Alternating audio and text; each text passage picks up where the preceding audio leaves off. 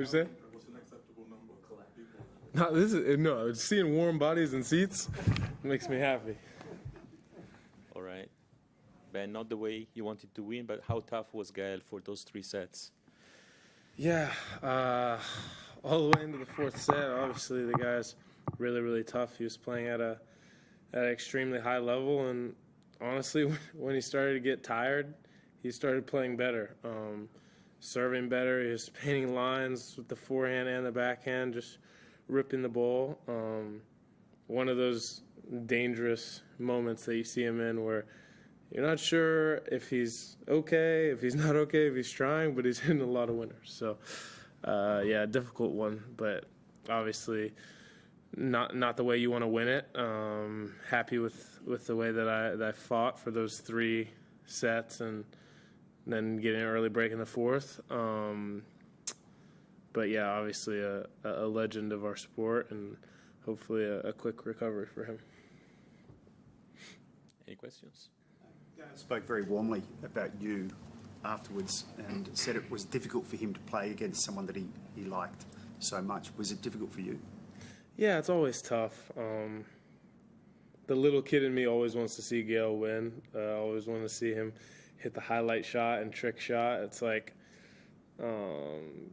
players always get mad when the crowd is against them or not for them. But honestly, all I could do today was appreciate the fans getting behind him, and it was just a cool moment for me to be a part of. Obviously, they're cheering against me pretty much the whole stadium, but it's kind of the stuff that gives you goosebumps, the stuff that you live for. Tumaini? When you see, Gael at 38 here at Novak, do you ever imagine like how long you want to do this for? I don't think I want to be out here at 38. You never know. I mean, I think it's all about love for the sport, how much you pace yourself.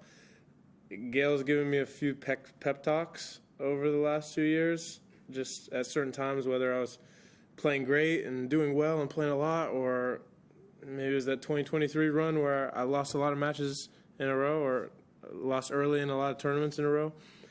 And he said to me, like, it was important for him in his career that he found the places that he loved to play, and he focused on those weeks and doing really well in those weeks and knowing that there's places where he doesn't love to play and not stressing as much. And that's kind of the way that he's been able to keep the love for the sport. And you're seeing this, and he's still entertaining crowds at 38 years old, which is remarkable. But obviously he's done it in a way where he can still love it and enjoy it. Long seasons is certainly an easy sport to get burnt out. Individual sport, it's not like you have a team who can pick up the slack if you're a vet and you can play less minutes. No, you got to be out there for every point. So yeah, I'm not sure where I'll be at 38. I'm focused on year 22 right now. Howard? Putting aside the way it ended, the reason for it being as short as it was, is it helpful to get off there earlier than you might have? This could have gone 4 or 5 full sets, or being the beginning of the season, being, as you just said, only 22. Is that not as much of a concern for you as it might be for some other players? Yeah, it's interesting. In Grand Slams, I mean, in a match like that, the bulk of the match is what happens in those first 3 sets. Me being up 2-1 in a break, a point away from 2-0, I'm pretty confident no matter who I'm playing, if I'm up 2-0 in a break, that I'm going to serve it out. So you get to that point, the legs are a little bit heavier. Usually late in sets, I'm actually hitting my spots better. So for me, the physicality of those extra 30, 40 minutes, it's not as much as if it was stopped after set 2 or set 1. Obviously he was feeling it out there too. It was one of the things that he said to me at the net. He was like, yeah, man, playing. I told you, playing you in a Grand Slam, like, it's just too physical. But I mean, we're friends. We've joked about these things in the past.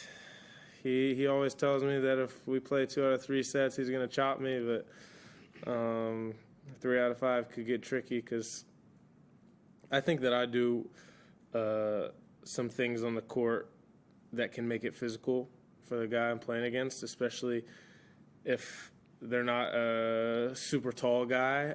For him, it's a little easier, 6'4", 6'5", to deal with hitting the kick serve out of the zone and dealing with my heavy forehand that I loop off the court. If you're 5'10", gets tiring after a while. Obviously, he's a guy that can handle it a lot better, but I thought 3 sets of grueling tennis today, it's obviously nice to not go deep for 2 more and be cramping and out of here at 1 a.m. Sometimes it happens, sometimes it doesn't. What, having been to this sort of deep end of Grand Slams before, what sort of happens to your brain when you get to this point in the tournament? Do you feel any kind of shift, and what does it feel like? Yeah, it's just kind of like a peacefulness, a confidence. In your off days, not too worried about how you're hitting the ball or how many balls you hit. You know, you're going out there and making sure you keep the body moving, but feel pretty good about where you're at, where your game's at. There's just not as much panic, at least for me. I get to these stages and I know that, listen, I'm going to go out there and I'm going to be in a good rhythm when I'm in this point in the tournament. How can I manage myself physically? And how do I manage the big moments? So for me, staying calm is kind of half the battle. But yeah, there definitely is a shift. You get into that second week. For the men, we've played so many sets that it's almost impossible not to be in a good rhythm. Like, you don't usually get to the quarterfinals or semifinals of a major and see somebody, not playing good tennis.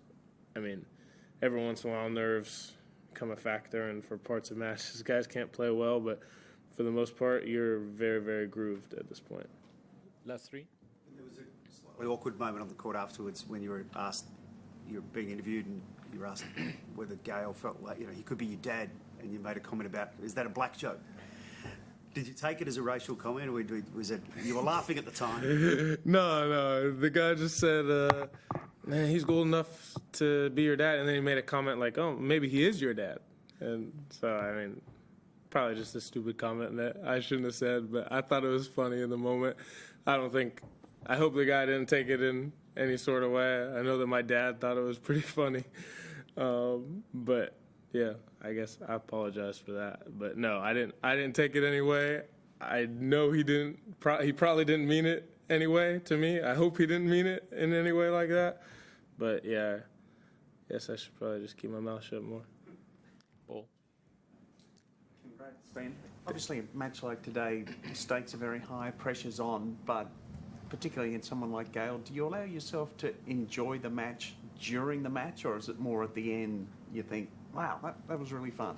Yeah, you try not to enjoy it until after. I mean, obviously you're gonna have some moments of smiles and laugh. And he holds up the hand when he hits an unbelievable shot, but he's not sorry. And it's something that you enjoy, but you try to suppress that while you're playing to stay focused, because he's a guy that you start getting into that and you're smiling the whole match, and then I'm down 2 sets and it's blown by me.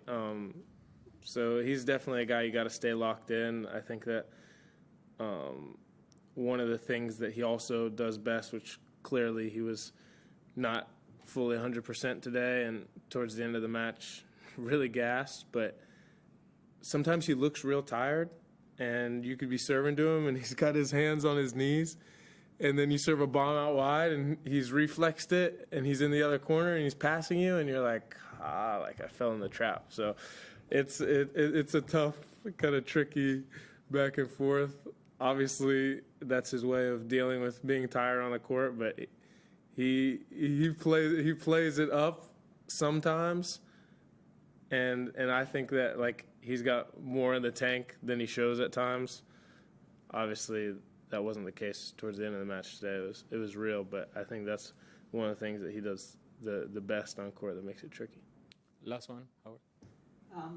Kind of connected to what Matt asked earlier about having been here before. Is there anything you would say you learned or took away from the run here, the run in New York, that can help you as you get and accumulate these last stretch appearances at these big tournaments?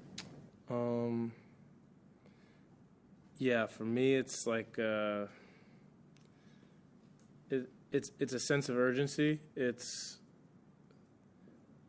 knowing that, okay, to get here, you might have done some really good things and played some great tennis, but there's a whole new matchup in front of you, and if somebody's in the quarterfinals or semifinals, they're close to the best version of themselves. And I think for me, having a game plan going in, not just going out there and wailing on the ball and seeing what happens, which my first quarterfinal here with Tommy Paul, I was cooked, but definitely just came out here swinging for the fences. But being able to trust yourself and your fitness this late in the tournament and being okay with, okay, I could go 5 sets, or the rallies are going to be long and I'm fine to stay in them. I think that that's the maturity on my part, physically and mentally. You just have to be able to get to a place where you can trust yourself in those big moments and you don't think that you have to play outside of your limits. Obviously, it's also tough because you're playing the best players in the world, but that's what I think is kind of most important. Thank you. Thanks, guys.